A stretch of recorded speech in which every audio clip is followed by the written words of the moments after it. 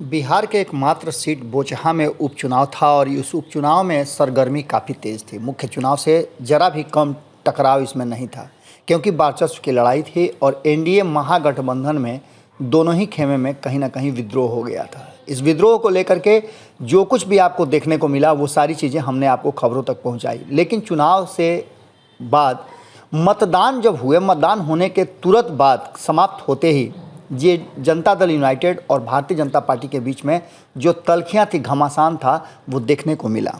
आपको बता दें कि जैसा कि आप सभी जानते हैं कि मतदान शांतिपूर्ण संपन्न हुआ है और लगभग 2,90,000 लोगों ने अपने मताधिकार का प्रयोग जो करना था, वहाँ की संख्या है मतदाताओं की, उसके अनुसार मात्र उसमें से 59% लोगों ने मतदान किया है। हालांकि ये मतदान पिछली बार से काफ़ी कम है, 5% के आसपास कम है।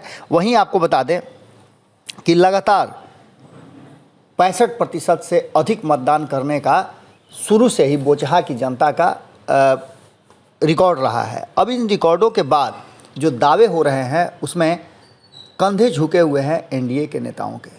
मतदान हो गए हैं, एग्जिट पोल भी आ रहे हैं और इसमें कहा यह जा रहा है कि मुकेश सहनी ने कहीं ना कहीं अंतर पैदा कर दिया है। भारतीय जनता पार्टी को लगता है कि नीतीश कुमार और उनकी टीम पूरे मन से इस चुनाव में उनका साथ नहीं दे पाई। इन बातों को लेकर के अब विपक्ष भी हमलावर हो गया है और विपक्ष इस पर भीतर ही भीतर चुटकी भी लेना शुरू कर चुका है। राजद ने दावा किया है कि बोचहा उपचुनाव राजद की उम्मीदवार ही जीतेंगी और राजद के उम्मीदवार को ही वहाँ की जनता आशीर्वाद देगी, क्योंकि एक तो उनके पिता की वो सीट थी और पिता के सपनों को उन्हें पूरा करना था।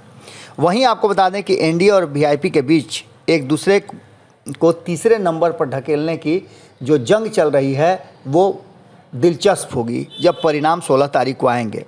राजद प्रवक्ता चितरंजन गगन ने उपचुनाव को एनडीए सरकार के लिए लिटमस टेस्ट बताया है।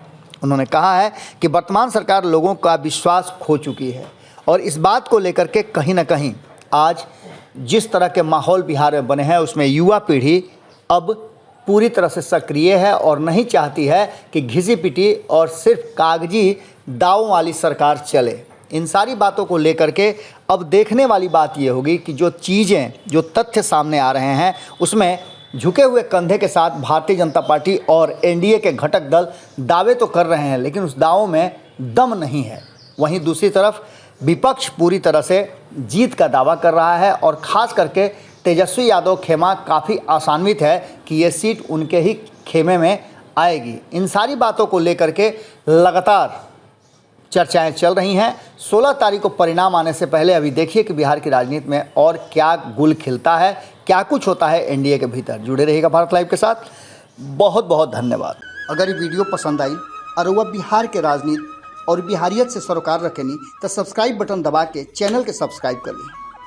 ओजे एगो घंटी बा, ओकरा बटन दबा देला से कुल सटीक और मारक खबर रुआ मुफ्त में मिल जाई। अगर रुआ पत्रकारिता के हमनी के नया प्रयोग में सहयोग कर चाहतानी तो ज्वाइन बटन दबा दी। पेटीएम नंबर नोट कर ली 9386816700। धन्यवाद।